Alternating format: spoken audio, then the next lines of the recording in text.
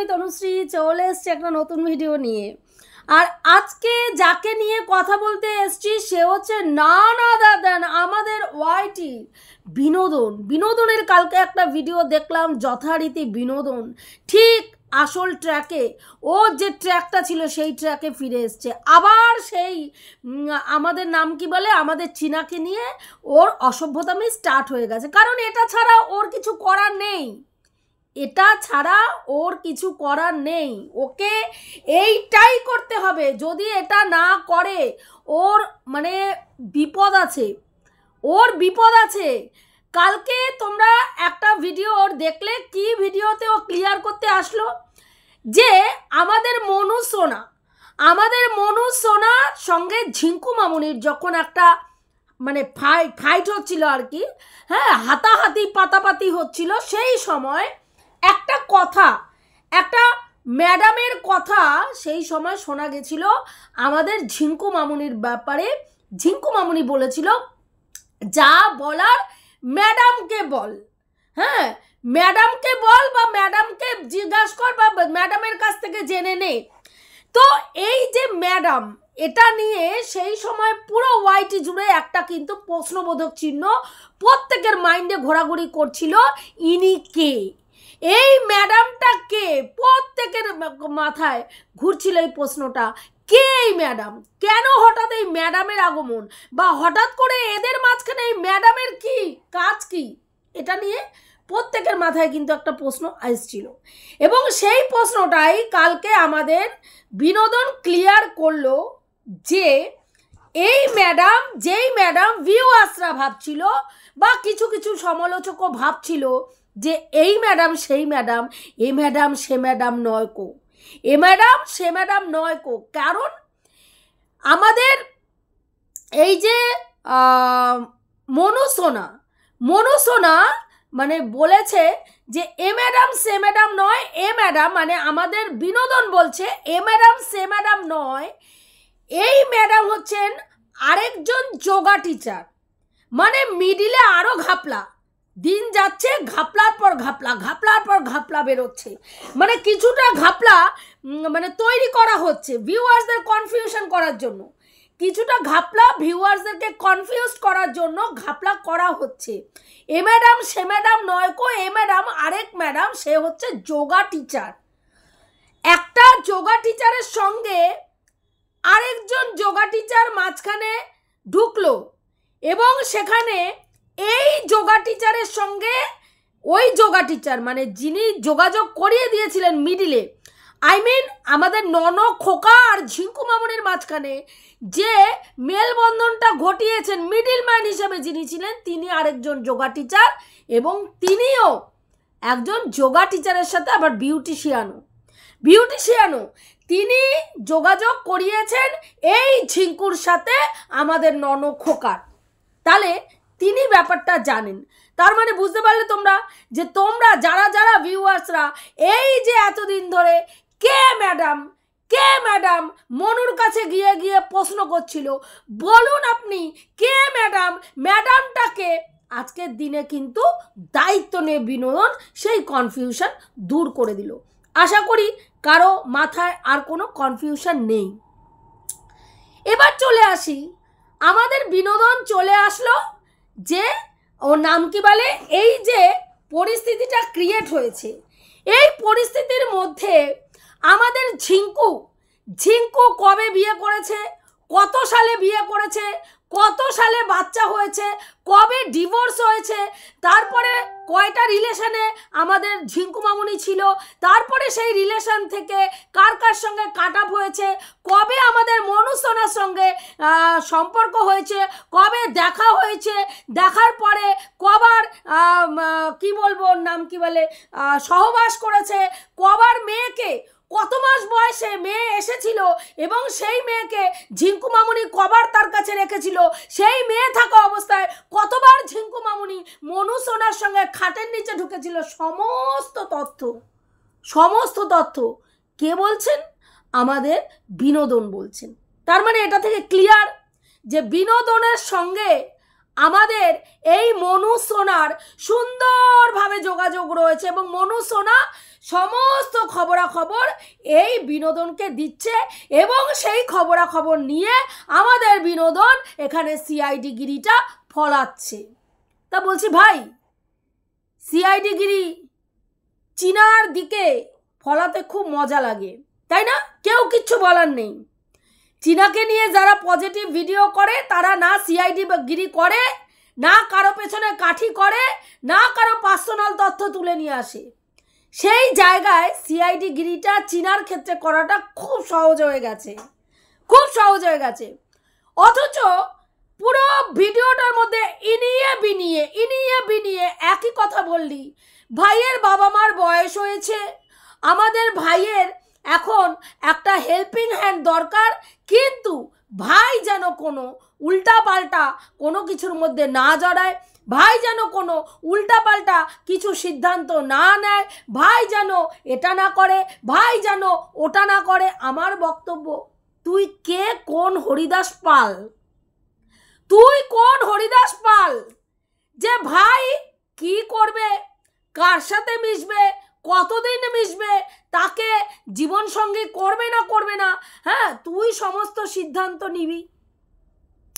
তার বাবা মা রয়েছে, সে রয়েছে, সে যদি মনে করে নিজের পায়ে কুড়ুলটা সে নিজে মারবে, ভাই তুই কিছু করতে পারবি না? আমি কিছু করতে পারবো? আরে ফ্যামিলির মধ্যেই, শোন ভালো করে, ফ্যামিলির মধ্যেই যদি এই ধরনের ঘটনা কেউ ঘটায় না, হ্যাঁ, পিড়িতে মজিলে মন কিবা হারি কিবা ডোম, বুঝতে পেরেছিস?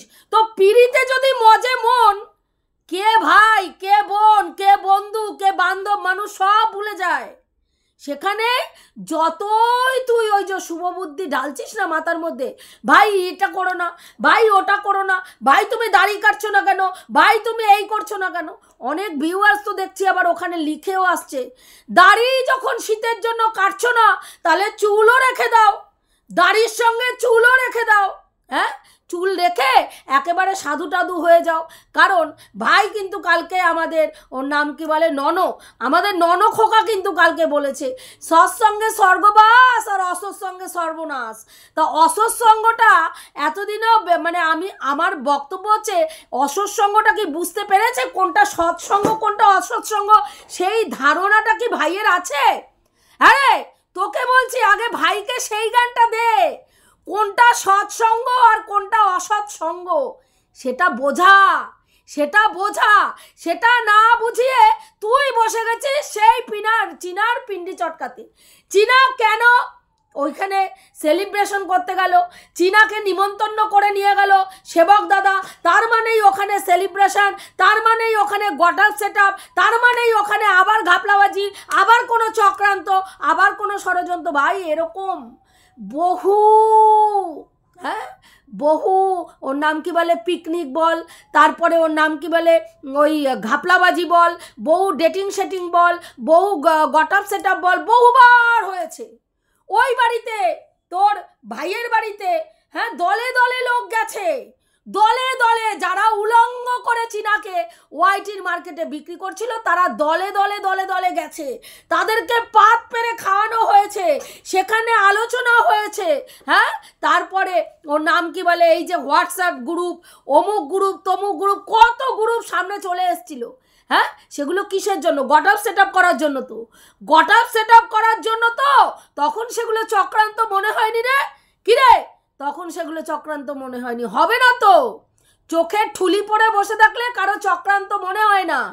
কিন্তু চীনা সেবক দাদার বাড়িতে খেতে গেল ষড়যন্ত্রের তকমা লাগিয়ে দিলি। ওখানে গেল কিসের জন্য? ষড়যন্ত্র। সেবক দাদা চীনার দুটো ছোট ছোট বৌদি, মানে একদম বাচ্চা দুটো মেয়ে যারা সেবক দাদার ছেলের থেকে হয়তো মানে কয়েক বছরের বড় হবে, হ্যাঁ সেইখানে সেই বাচ্চা মেয়ে দুটোকে তোরা কি বলছিস সেবক দাদা ডেকেছে, তার মানে সেবক দাদা ঘরের কোন জায়গাটায় ডেকেছে যেতে বললো, তার মানে সেবক দাদা সেখানে কোনো বাজে উদ্দেশ্য ছিল। মানে মানুষের চরিত্রকে চরিত্র মনে করিস না। একটা বাড়িতে অনুষ্ঠানে গেছে, সেই বাড়িতে সেবক দাদার মা রয়েছেন, সেখানে তার স্ত্রী রয়েছেন, তার দুটো সন্তান রয়েছেন, চীনা রয়েছে, চীনার মা রয়েছে, তার সঙ্গে দুটো বৌদি রয়েছে, বাচ্চা বাচ্চা বৌদি, তাদেরকে সেবক দাদা দেখেছে। তার মানে সেখানেও কিছু ঘাপলাবাজির কেস আছে। মানে মাইন্ডটাকে কোথার থেকে খেলাস, কতটা নিকৃষ্ট লেভেলে গিয়ে চিন্তা করিস একটা মানুষকে নিচু করার জন্য, কোন নিকৃষ্ট লেভেলে গিয়ে চিন্তা করিস?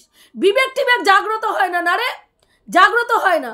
আজকে বলছিস ভাইয়ের, হ্যাঁ বাচ্চা তো বাবার কাছে থাকুক আমরা চাই, কিন্তু যে চায় মানে বাবা, বাচ্চার বাবা, তাকেও তো চাইতে হবে বাচ্চা তার কাছে থাকুক। সে তো কোনো ভুল যদি পদক্ষেপ নেয় বা ভুল কিছু করে তাহলে তো বাচ্চা তার হাতছাড়া হতে পারে, সেটা তাকেও ভাবতে হবে, তাকেও বুঝতে হবে। বলছিস কেন পরিষ্কার ক্লিয়ার কাট বলতে পারছিস না কেন? কই চীনার ব্যাপারে তো কোনো বাধ্যবাধক নেই, চীনাকে 3 বার প্রেগনেন্ট করিয়ে দিলি, কোনো বাধ্যবাধকতা হয়নি। চীনার বিয়ে দিয়ে দিলি, তাতেও বাধ্যবাধকতা হয়নি। চীনাকে ওর নাম কি বলে, ওই 3 বার বাচ্চা নষ্ট করানো হয়ে গেল, চীনার থাম্বনেলে প্রেগনেন্ট করে বিক্রি পরিয়ে দাঁড় করিয়ে দেওয়া হলো, কোনো বাধ্যবাধকতা নেই। তাহলে তুই তো নিরপেক্ষ কন্টেন্ট ক্রিয়েটার, তুই নির্ভীক, তুই কাউকে ভয় পাস না, হ্যাঁ অপ্রতিরোধ, তুই অপ্রতিরোধ একজন কন্টেন্ট ক্রিয়েটার, যাকে যে কাউকে ভয় পায় না, কাউকে না, যাকে যখন মনে করে তাকে তখন তুই দিয়ে তোলে আর বসায় ওঠায় আর বসায় ওঠায় আর বসায়। তাহলে ভাই পরিষ্কার আজকে ঘাপলাবাজির কেসটা বলতে পারছিস না কেন? ইনিয়ে বিনিয়ে থ্রেট দিচ্ছিস কেন? হ্যাঁ যদি দাড়ি না কাটে তাহলে ওর নাম কি বলে, ওই তারাপীঠ ভ্রমণ বা তারাপীঠ বৃত্তান্ত নিয়ে অনেক তথ্য তোর কাছে এসছে, সেটা বলবি। তারাপীঠ তথ্যের অনেক তথ্য তো আমরা অনেক দিন আগে, আমাদের টুকি অনেক দিন আগে ফাঁস করে গেছিল এবং বলেও গেছিল। যদিও সেটা হয়ে থাকে, সেটাকে আর লিগাল বলা যায় না, সেটাকে লিগাল বলা যায় না, কারণ ডিভোর্স না করে কোনো নারী বা কোনো পুরুষ যে কেউই কাউকে যদি সিঁদুর পরায় সেই বিয়েটাকে বৈধভাবে ধরা হয় না। সেটা চীনার ক্ষেত্রেও প্রযোজ্য, সেটা আমাদের ওর নাম কি বলে ননখোকার ক্ষেত্রেও প্রযোজ্য। তাহলে সেখানে তুই কি ঘাপলাবাজির কেস তুলে নিয়ে আসলি, কি তুলে নিয়ে আসলি, তাতে ভিউয়ার্সদের কি পরিবর্তন হবে? ভিউয়ার্সরা যারা বোঝার তারা সত্যিটা বুঝে গেছে, আর বুঝে গেছে বলে আজকে দেখ সরেও গেছে। আজকে তোর কথাতে কেউ কিন্তু ওখানে গিয়ে চুপি দিচ্ছে না।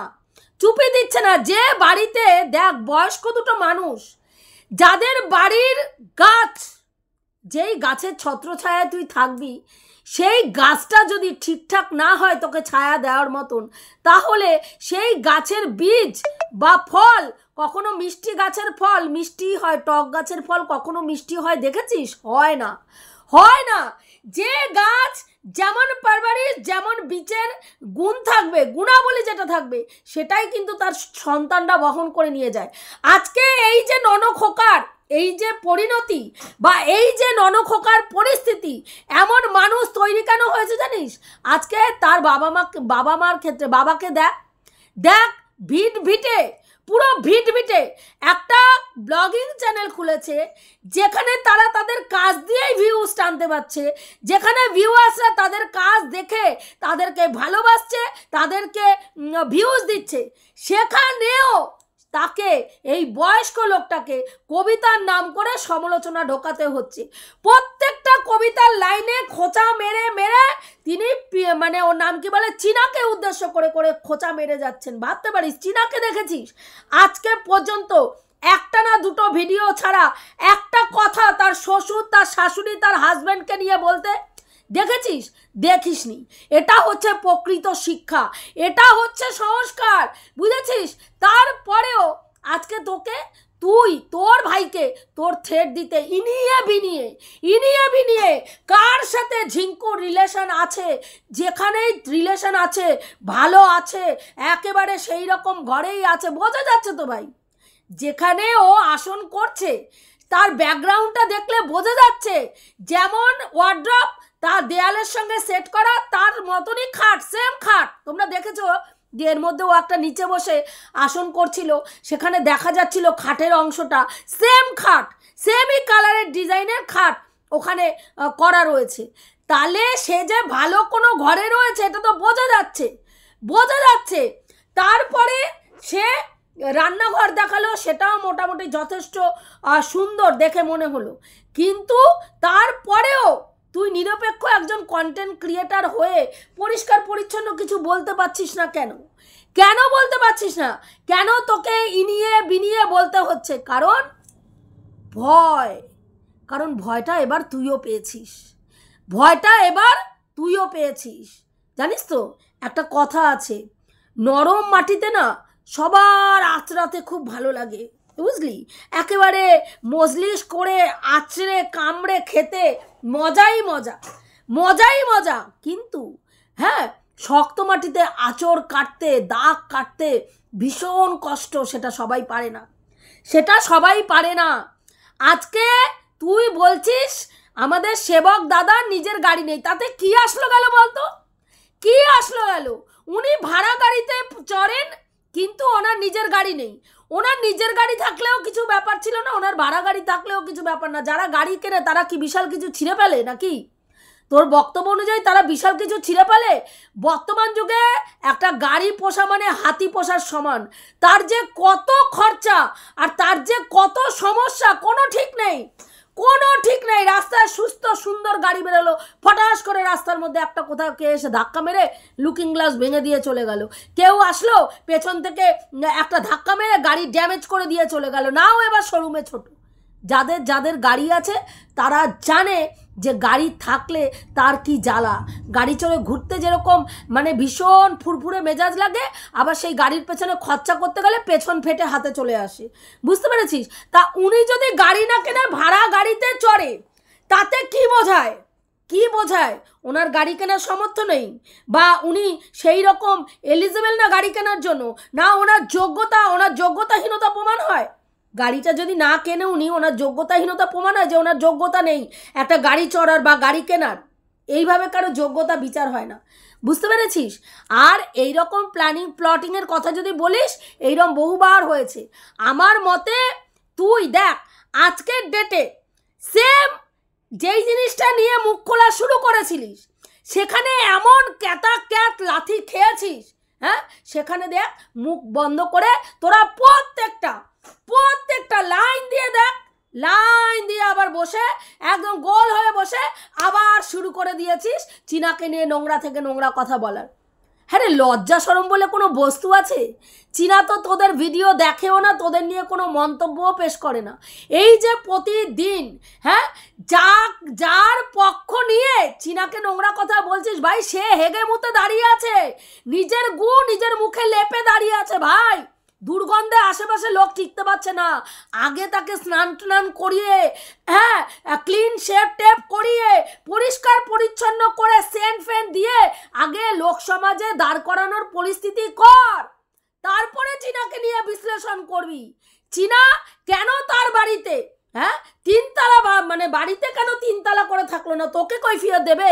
হ্যাঁ, এতদিন এই মেয়েটা যখন বাড়িতে থেকেছে, দিনের পর দিন বলেছিস দেখ শ্বশুর বাড়ি ছেড়ে আসলে মেয়েদের এরকম ঝিগিরি করেই খেতে হয়, শ্বশুর বাড়ি ছেড়ে আসলে মেয়েদের অবস্থা এরকমই হয়, বাড়িতে এসে ঝিগিরি করতে হয়। হ্যাঁ, যখন চীনা ওই বাড়িতে কাজ করতো তখন এই কথা শুনতে হয়েছিল। ভাইয়ের মানে দাদা আর বৌদি কে কি করছে, তারা একেবারে কোয়ালিটি টাইম স্পেন্ড করতে পারছে না চীনার জন্য। কাবাব মে হাড্ডি, নিজে সংসার করতে পারেনি, এখন ভাইয়ের বউর মাঝখানে গিয়ে ঢুকে তাদের সংসার জীবনটা নষ্ট করছে। তারা নতুন বিয়ে করেছে, তারা তার বউকে সময় দিতে পারছে না এই চীনার জন্য। ওইটা একটা নোংরা পরিবেশ, ওই পরিবেশে শেয়াল থাকে, সাপ ঘোরে, ওখানে কি বাচ্চা নিয়ে থাকা যায়? তোরা বলেছিস না, তোরা দিনের পর দিন বলেছিস। আজকে সেই জায়গায় দাঁড়িয়ে যখন চীনা নিজের মানে রোজগারের পয়সায় একটা বাড়ি করেছে, বাড়ি ভাড়া নিয়েছে, সেখানেও আজকে তোদের গাত্রদাহ। কেন চীনা, ওর নাম কি বলে, ভাড়া বাড়ি করলো? কেন চীনা ভাড়া বাড়ি নিল? মানে তারপরে কি বললি যে এই যে চীনার বাড়িতে তোমরা সবাই দেখেছো একটা সুর এক আছে, যে সুর একটার মধ্যে মানে ঢাকনাটার মধ্যে দুটো পাখির ছবি আছে। ওই পাখির ছবিটা দেখিয়ে ও প্রমাণ করার চেষ্টা করলো যে চিনার বাড়িতেও পাখির ছবি, আবার ওর নাম কি বলে দীপ্তর ওই দেয়ালের মধ্যে পিঙ্ক দেয়ালেও দুটো পাখির ছবি করা রয়েছে। তার মানে চীনা পাখি ভালোবাসে এবং চীনার পয়সায় যেহেতু ল্যাটার বাড়ি দীপ্তর বাড়িটা হয়েছে, সেই কারণে ওইখানে দেয়ালেও দুটো পাখি, আবার চীনার ঘরেও দুটো পাখি। তার মানে তুই বোঝাতে চাইছিস চীনার পয়সাতেই ওই বাড়িটা হয়েছে। ভাই চীনা কি কোটিপতি? চীনা কি কোটিপতি? চীনা কেস লড়ছে, চীনা নিজের বাবা মায়ের ভালো মন্দ, বাবা মা দাদা বৌদির ভালো মন্দ দেখছে, চীনা নিজের সংসার চালাচ্ছে, চীনা দীপ্তর সংসার চালাচ্ছে, চীনা দীপ্তর বাড়ি তৈরি করছে। তারপরেও এত পয়সা দিয়ে ওই বাড়ি তৈরি করার পরেও সে আবার একটা ভাড়া করে একটা ভাড়া বাড়ি নিয়ে সেখানে একটা ফ্ল্যাট নিয়ে সে একা একা থাকছে। কি আশ্চর্য না? কি আশ্চর্য না? কিন্তু দেখ এই আশ্চর্য ব্যাপারগুলো তোর ভিউয়ার্সরা চোখে দেখতে পাবে না। যা খাওয়াবি তোর ভিউয়ার্সগুলোকে তাই খেতে বসে যাবে। তা প্রকৃত জায়গায় খাওয়া।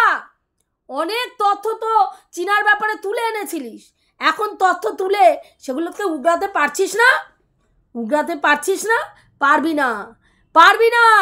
এখন হুড়কো ঢোকার ভয় আছে, সেই কারণে আবার একেবারে সরু গলি দিয়ে আবার সেম চীনার পেছনে লাগা স্টার্ট করে দিলি।